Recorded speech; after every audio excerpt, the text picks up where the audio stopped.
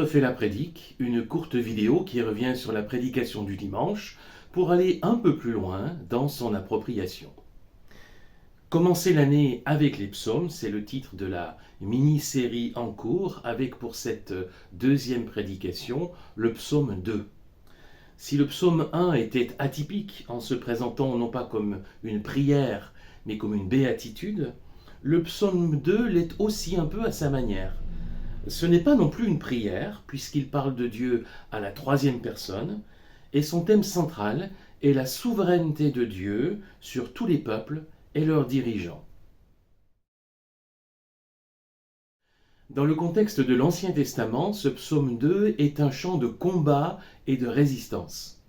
La souveraineté de Dieu est proclamée face au peuple menaçant entourant le peuple d'Israël d'alors.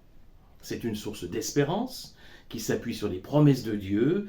Elle vise à rassurer, à donner la paix dans un contexte d'hostilité menaçant. L'affirmation de la souveraineté de Dieu permet aux croyants de trouver la paix, hier comme aujourd'hui, dans un monde agité et troublé où les sujets d'inquiétude ne manquent pas. Le psaume 2 a aussi une dimension messianique qui déborde le contexte de l'Ancien Testament, et il est cité pas moins de 4 fois dans le Nouveau Testament. Dans la perspective du Nouveau Testament, l'aboutissement de l'agitation des peuples et de leur révolte contre Dieu, c'est la mort de Jésus. Et la relecture du psaume 2 à la lumière du Nouveau Testament nous conduit à y voir une dimension avant tout spirituelle aujourd'hui. Le peuple, les royaumes du psaume deviennent spirituels. L'agitation et les luttes aussi, c'est face à ces réalités spirituelles que la souveraineté de Dieu en Christ est absolue. Par sa mort et sa résurrection, il est vainqueur. Enfin, il y a une formule étonnante dans ce psaume qui résonne de façon particulière aujourd'hui. C'est l'évocation au verset 4 d'un Dieu qui rit et qui se moque de ceux qui s'agitent en vain sur terre. Affirmer la souveraineté de Dieu, c'est aussi affirmer qu'il n'est pas atteint par les attaques ou les moqueries des humains. Il s'en moque même.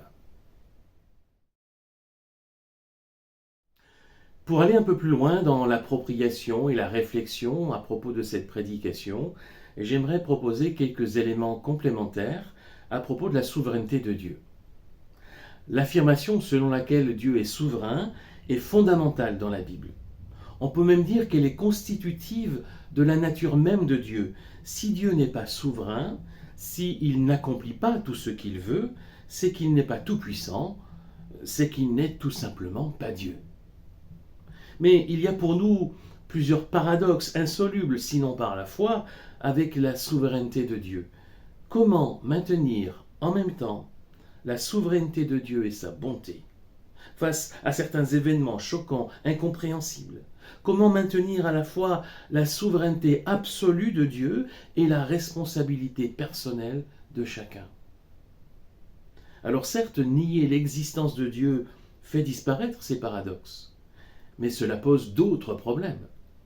Et ça ne résout en rien les interrogations face à certains événements choquants, sauf à adopter une vision nihiliste du monde où rien n'a de sens et où rien finalement n'est choquant. S'il y a un seul Dieu, il est forcément souverain et tout-puissant.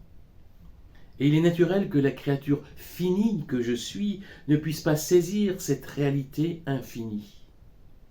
La foi ne rend pas seulement la souveraineté de Dieu acceptable, elle la rend souhaitable et bienfaisante. Pour le croyant, affirmer que Dieu est souverain est une source de paix pour aujourd'hui et d'espérance pour demain. La foi en la souveraineté de Dieu permet d'accepter les limites propres à toute créature, y compris dans notre compréhension de Dieu, du monde, de nous-mêmes, tout en maintenant que le monde, l'histoire, notre vie ont un sens. La foi n'est alors pas un renoncement fataliste, mais une confiance qui nous garde pleinement responsables de nos choix et de nos actes, sous le regard bienveillant de Dieu. Tout cela, finalement, n'est qu'une question de choix, le choix de la foi, que nous sommes invités à faire et à refaire sans cesse. Voilà notre responsabilité.